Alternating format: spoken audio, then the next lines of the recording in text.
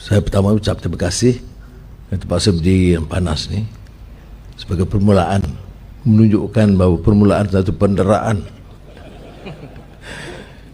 Saya bercakap ringkas saja pertama untuk menyatakan bahawa dalam sejarah suatu negara, kerajaan silih berganti, Perdana Menteri atau pimpinan juga silih berganti. Tetapi pejabat awam sebagai tunggak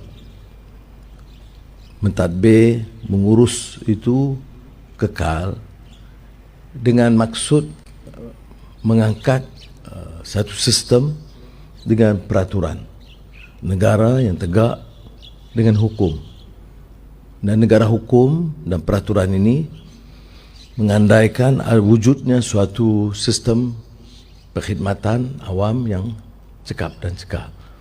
Kebetulan saya punya juga sedikit pengalaman dulu, dan ramai yang membuat beberapa andaian. Ada yang mengatakan Menteri Keuangan yang berhasil dan berjaya. Tapi saya ingin menjelaskan dengan penuh rasa tanggungjawab dan tawaduk.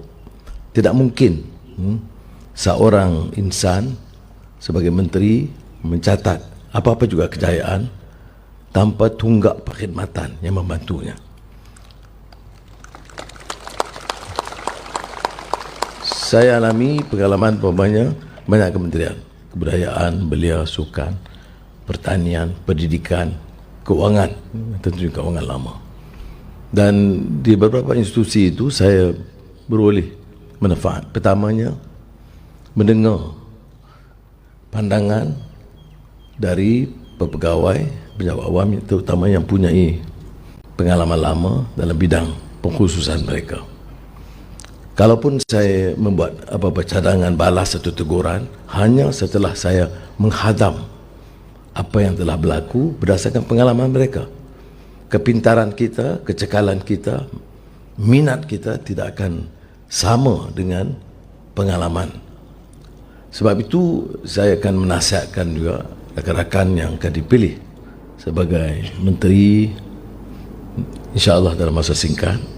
Ini masih zaman bergelora ni, dan untuk menghormati proses itu. Jadi saya nak beri jaminan saudara, ya, bahawa sistem tunggak perkhidmatan itu kekal, tapi dengan maksud ada minat untuk selalu mengangkat martabat insan, martabat perkhidmatan. Kalau ditanyakan doa Nabi Allah Syuaib AS yang selalu saya ungkapkan, in uridu illa al-islah mastata'tu.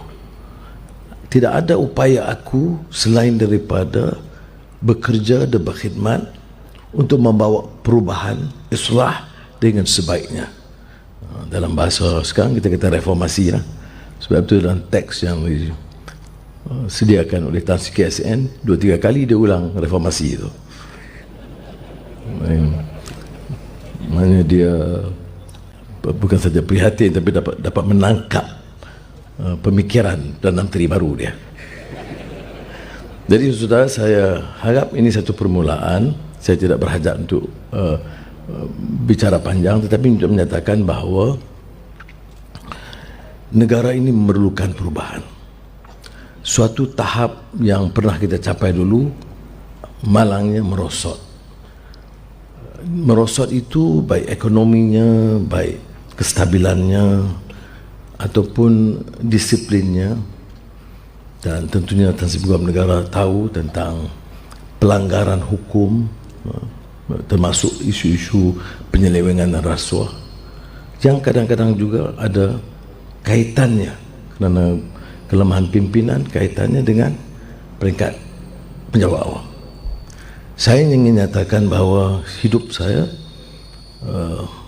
itu bergelora pasang surutnya, tetapi suatu hal yang saya sangat konsisten ialah menggunakan kuasa untuk memanfaatkan rakyat terbanyak, bukan untuk memperkayakan 2-3 kerat keluarga atau kroni.